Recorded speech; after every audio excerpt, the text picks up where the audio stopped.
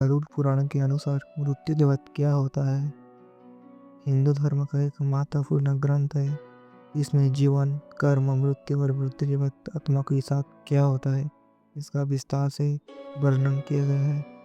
मृत्यु के तुरंत बाद गरुड़ पुराण के अनुसार जब मनुष्य की मृत्यु होती है तो आत्मा शरीर छोड़ देती है।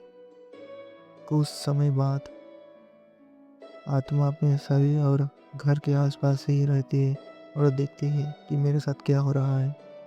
यमदूत आत्मा को ले जाते हैं। फिर यमराज के दूत यमदूत आते हैं और आत्मा को अपने साथ ले जाते हैं।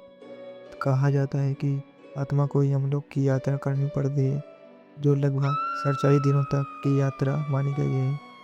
कर्मों का हिसाब यमलोक में चित्रगुप्त गुप्त मनुष्य के पूरे जीवन के कर्मों का हिसाब रखते हैं। फिर उसके आधार पर निर्णय होती है कि आत्मा को स्वर्ग मिलेगा, नरक मिलेगा या पुनर्जन्म मिलेगा। पिंडदान और श्रद्धा का महत्व गरुड़ पुराण में कहा गया है कि मृत्यु के बाद 13 दिन तक फिर जाने वाले कर्मकांड आत्मा की यात्रा में मदद करते हैं। इसलिए श्रद्धा और पिंडदान को बहुत महत्वपूर्ण माना गया है। नरक की सजा अगर व्यक्ति ने जीवन में बहुत बुरे कर्म किए हो तो आत्मा को अलग अलग प्रकार के नरकों में सजा मिलती है। गरुड़ पुराण में लगभग 28 प्रकार के नरकों का वर्णन मिलती है।